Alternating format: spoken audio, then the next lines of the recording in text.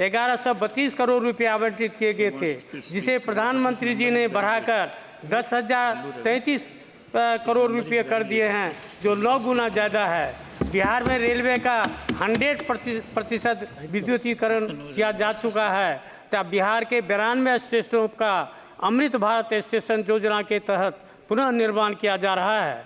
इस तरह दिन प्रतिदिन रेलवे में विकास हो रहा है, जिसके लिए माननीय रेल मंत्री जी को मैं धन्यवाद देता हूं।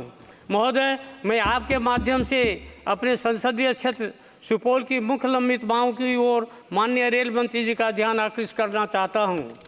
पूर्व मध्य रेलवे के सुपौल या सरायगढ़ में वार्षिक पीठ का निर्माण किया जाए, जिससे दूरगामी रेलगाड़ियों का परिचालन की सुविधा हेतु प्राथमिक रखरखाव किया जा सके।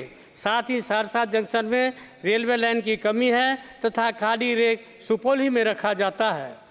पूर्व मध्य रेलवे अंतर्गत समस्तीपुर मंडल के प्रतापगंज रेलवे स्टेशन पर एक्सप्रेस ट्रेन संख्या 13-211, 13-212 जोगबनी दानापुर तथा 13-213, 13-214 जोगबनी सहरसा का ठहराव 2 मिनट किया जाए, जिससे सीमावर्ती क्षेत्रों की जनता को बिहार की राजधानी पटना तथा जिला मुख्यालय सुपौल आने जाने में सुविधा हो।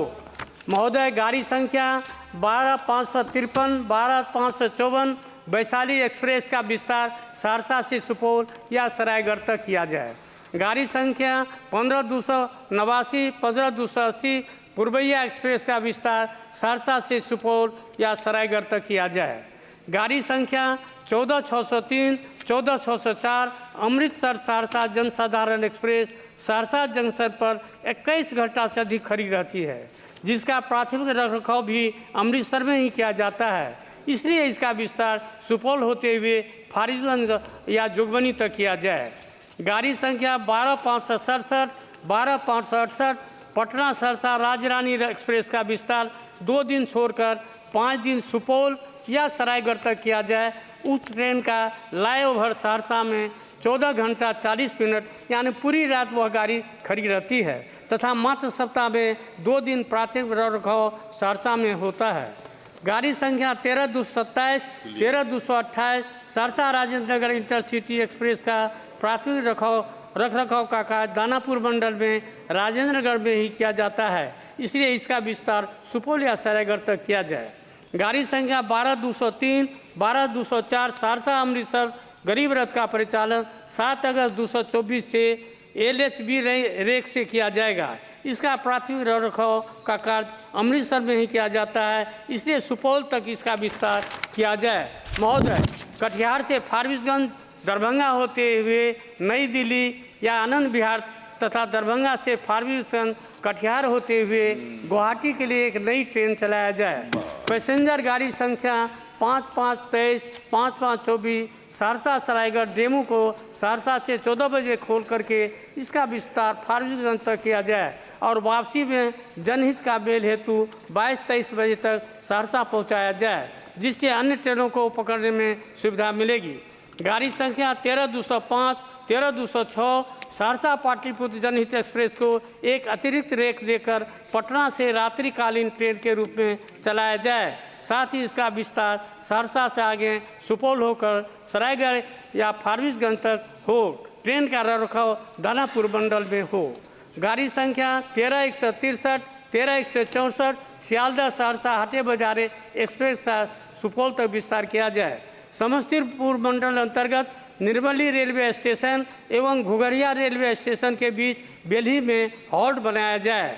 फारबिसगंज से भाया सुपौल सहरसा से नई दिल्ली तक अमृत भारत एक्सप्रेस नई ट्रेन चलाई जाए। समस्तीपुर मंडल अंतर्गत 1934 के भूकंप में ध्वस्त प्रतापगंज से भीमनगर रेल लाइन का सर्वे का कार्य पूरा हो चुका है। नई रेल लाइन स्वीकृत कर रेल लाइन का निर्माण कर परिचालन किया जाए। पूर्व मध्य रेलवे के सहरसा से मानसी तक रेल लाइन का दोहरीकरण किया जाए। सिमरी बख्तियारपुर से बिहारीगंज तक रेल लाइन का निर्माण किया जाए। अंत में मैं माननीय रेल मंत्री जी को धन्यवाद देना चाहता हूं कि उन्होंने सुपौल से अररिया, अररिया से गलगलिया जो नई रेल योजना परियोजना चालू करके तेज़ी से उसका काम कर रहा है। सुपौल की जनता की ओर से भी मैं उनके प्रति आभार प्रकट करता हूँ और मैं धन्यवाद देना चाहता हूँ रेल प्रशासन को और भारत सरकार को, जो 1934 के भूकंप में जो गंगा नदी का पुल ध्वस्त हुआ था, 84 साल के बाद माननीय प्रधानमंत्री आदरणीय श्री नरेंद्र मोदी के द्वारा झंडा दिखाकर उसे चलाया गया और कोसी को मिथिला से जोड़ा गया और पूरे देश के साथ जोड़ा गया। उसके लिए हमारे आदरणीय रेल मंत्री महोदय और भारत के प्रधानमंत्री धन्यवाद के पात्र है। इन्हीं शब्दों के साथ मैं अपनी बातों को समाप्त करता हूं और मुझे पूरा विश्वास है माननीय रेल मंत्री महोदय यहाँ अवेलेबल है, उपस्थित है, जो हमारी इन मांगों के ऊपर उनका ध्यान मैं आकृष्ट करना चाहता हूं और इन मांगों का जल्द से जल्द उसका जो है समाधान किया जाए। बहुत बहुत धन्यवाद।